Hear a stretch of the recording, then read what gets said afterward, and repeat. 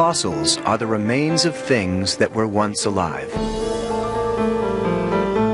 Scattered across every continent, they teach us about the history of the Earth and provide evidence supporting the evolution of life. But finding a fossil isn't easy. As paleontologist Robert Bakker explains, it requires a trained eye. The most important thing to look for when you're out digging dinosaurs is the stuff over there, in the periphery of your vision. So when you're digging dinosaurs, you've got to have a sort of a 360-degree ecological vision. Look at everything. Be aware of everything. Paleontologists travel through deserts, frozen tundra, oceans, and underground caves to uncover the remains of ancient and extinct species. The job can be risky, yet finding a fossil is only the beginning. Once it's discovered, paleontologists must carefully extract it from the ground. This excavation process can take days. Put over there. So here's the other nostril right here. Yeah. I'm digging in the nose. They must be cautious not to damage any remains. Once removed from the ground, the fossil is wrapped in aluminum foil and plastered burlap to keep it safe during travel. In the lab, the wrap is removed and the fossil gets a thorough cleaning. The original fossil is too heavy and fragile to display, so scientists make a reproduction. They brush rubber on the outside of the fossil to form a mold. The hardened mold is removed and filled with resin to make a copy of the original fossil. At this stage, paleontologists also create models of the missing parts. As Dr. Paul Sereno explains, they make the most out of what they have. We had enough to wish we had more. We had enough to say we could take this and make a skeleton out of it. We hunted for that skull. We wanted the skull. We didn't have it. But we had enough of the animal, the limbs, and enough of the backbone to judge its size correctly and to get a picture of what was a very agile animal. The reconstructed bones are now ready to piece together. They're placed onto a steel frame that provides support. The shape of the frame gives the completed skeleton the appearance of motion. Putting together a full skeleton is a tremendous challenge. With pieces missing and sometimes only fragments of a bone to work with, mistakes are not uncommon. Well, my mother sometimes rattles my cage by saying, well, Bob, you scientists, you always make things up. You get a single bone, you build a whole animal, we got the wrong head, the wrong tail, tail on the wrong end, head on the wrong end. That does happen on occasion. But almost always it's another scientist another anatomist who catches the mistake and corrects it. In most cases, paleontologists eventually get it right. With a lot of skill and a little bit of luck, the results are extraordinary. The resurrection of a species that became extinct millions of years ago.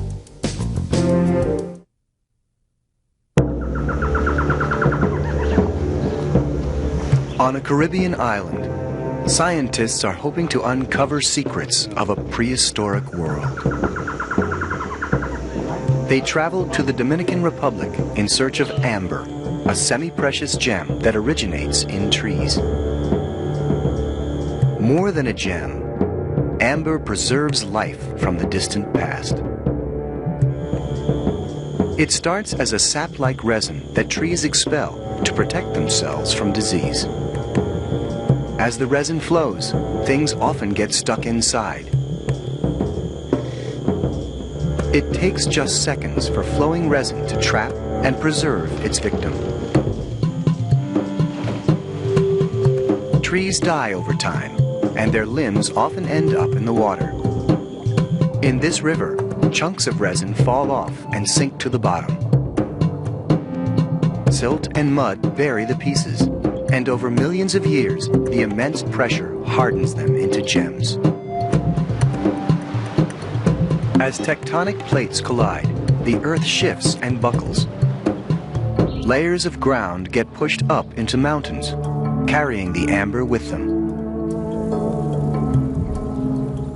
Today, Paleontologists follow trails of ancient marine rock in search of fossils found in amber.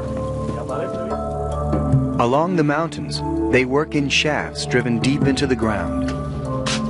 The heat, humidity, and unstable soil make their job dangerous and uncomfortable. But the payoff can be great. Roy, Manuel, how are you? What'd you get, Roy? I think we got something special. Some of the pieces reach David Grimaldi at the American Museum of Natural History in New York City. Using both light and scanning electron microscopes, he studies what lies within them. Technology has revealed a level of preservation that was unexpected. Soft tissues, things like muscles and organs are intact in these things. They're dried out, but it's beautifully embalmed. I mean, ancient Egyptian morticians would have been envious of this kind of embalming. Unlike fossils buried in the ground, fossils in amber are often perfectly preserved. This gecko struggled to stay alive as the resin engulfed it. X-ray images reveal that its spine broke in several places. This caterpillar is one of only a handful of its kind ever found. It probably lived in the same forest and ate the same plants as the dinosaurs did 120 million years ago.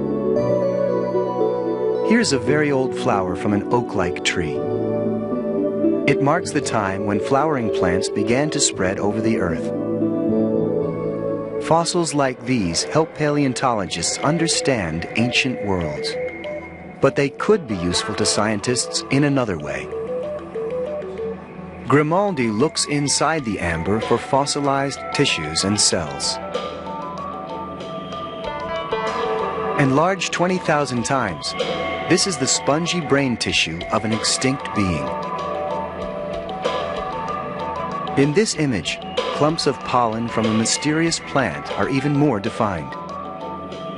If individual cells can survive, might these samples also hold the DNA of a creature from long ago? Grimaldi and other scientists are attempting to extract dinosaur DNA from the fossils in amber. But for now, cloning dinosaurs remains the stuff of movies like Jurassic Park. There are so many secrets waiting to be unlocked inside this beautiful and mysterious gem.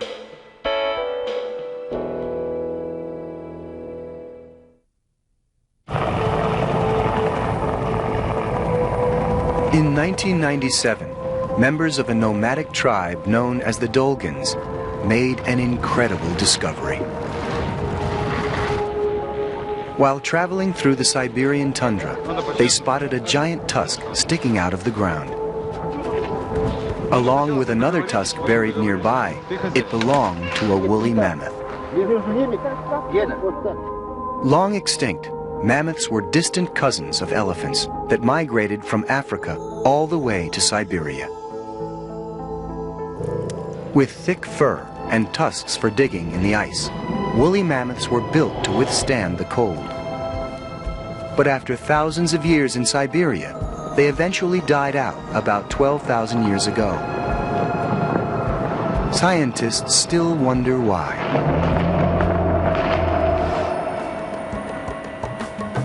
News of the tusks traveled quickly, and before long, French explorer Bernard Bouilly headed to the site to learn more. Experience told him to look for other remains near the spot where the tusks were found. With ground-penetrating radar, he and a team of scientists determined that something else was buried in the permafrost, most likely a very large animal. They concluded that while the head of the mammoth had decomposed, the rest of its body was probably intact. Scientists think that long ago the mammoth slipped into a pond while feeding. It became trapped in layers of thick clay, silt, and water that froze over time.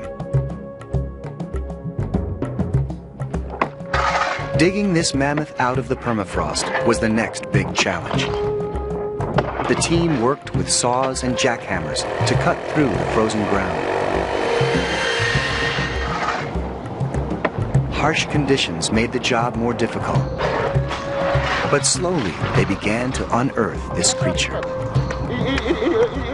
It was a remarkable find. They discovered that the ice had preserved the mammoth's hair and some soft tissue.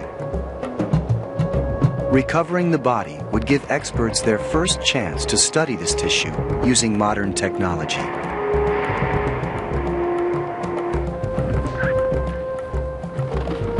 Some of their early samples were carbon dated. They revealed that the mammoth died 20,300 years ago. Other studies showed it was a 47-year-old male.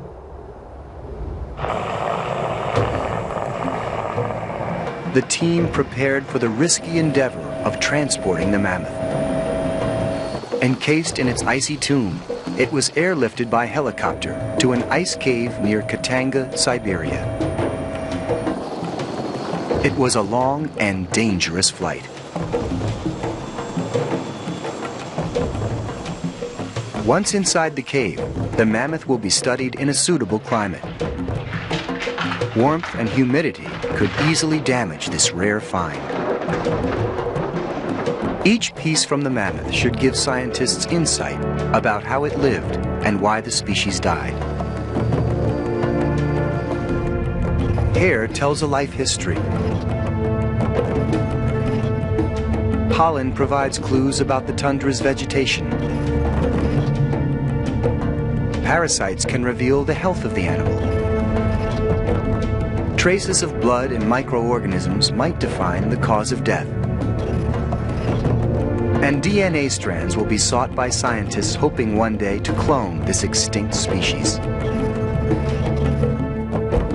Fossils aren't always dry, dusty imprints or scattered bones. In rare cases like this, scientists learn so much more by studying a body almost completely intact.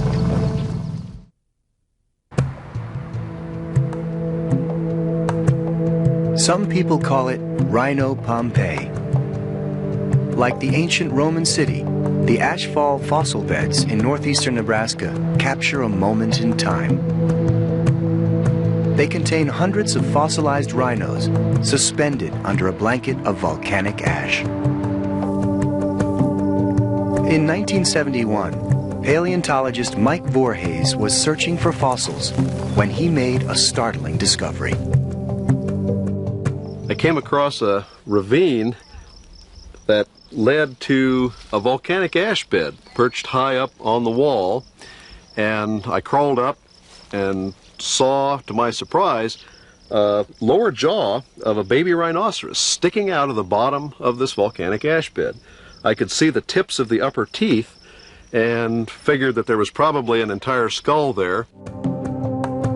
It was the find of a lifetime. Today, these fossils allow people to peek back in evolutionary time.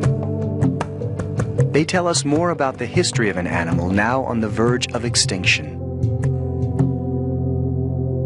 I'm standing at the bottom of what was a water hole 10 million years ago, which got filled with volcanic ash from a distant volcano and snuffed out the lives of hundreds of animals, including the rhinoceroses that we see in front of us here. Each of these skeletons tells a story of life and death on the North American savanna. Rhinoceroses that inhabited the plains came to the watering holes in herds to drink and eat.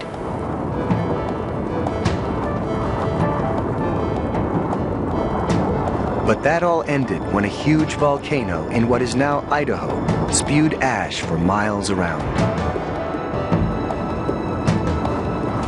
The deadly ash buried the animals so quickly that their entire skeletons remained intact. Unlike most fossil deposits of scattered bones, these fossils are lifelike and chilling.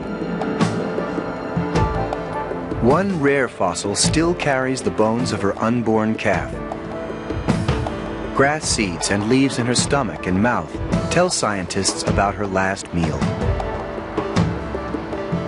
We were doing our autopsy on this skeleton and found some unborn bones, very thin bones of cartilage between the last rib and the pelvis of this rhino. So we know for sure that it was pregnant.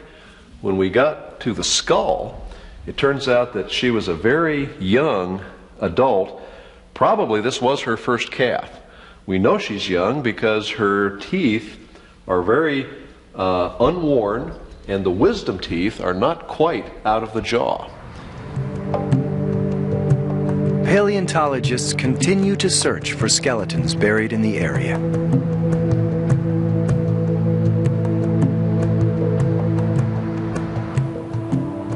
To a paleontologist, this is an amazingly interesting place to work. We're just scratching the surface here. The skeletons that we see before us in this building are less than 1% of the total fossil deposit. So I'm looking forward to finding out what is around the next bend of the waterhole.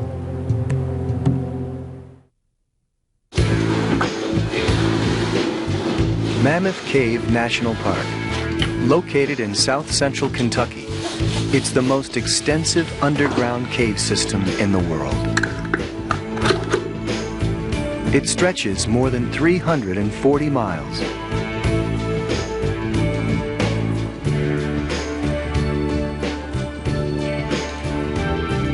These caverns are more than just a marvel of nature. They offer a glimpse into prehistoric life on Earth. Traveling along an underground river, cave geologists head toward an unusual discovery. Gotcha! All right. They're looking for burrow tubes made by prehistoric sea creatures. These creatures dug tunnels into the ocean floor that once covered this part of North America. Eventually, the earth shifted and hundreds of feet of limestone replaced the ocean. The burrows were filled with chert or sediment that hardened into rock. Rainwater seeped into the ground, washing away the limestone and creating the caves. Look at this. But the burrows were hard enough to resist erosion. Today, they remain exposed as tree-like branches inside the cave. These branches are outlines of what were once the burrows. There's still a mystery to Dr. John Holbrook. We don't know what animal was making these burrows at this point. All we can really assess is what it was doing. And then from there we can start assessing what sorts of animals do that today and sort of figure out at least what kind of an animal we were dealing with back here in the Paleozoic. In the lab, they get a closer look. By cutting out a thin slice of the burrow and examining it under a microscope, they found that the burrows are similar to those made by certain shrimp and worms today. Dr. Holbrook explains their discovery. We have been able to confirm that there were actually large burrow-making organisms living in Paleozoic time, which before that we've only been able to demonstrate those things existing during the age of dinosaurs, maybe 100 million years later. So we've pushed these things back in time to a whole new era of geologic history and opened the door for the existence of a whole new group of animals that we never even knew existed.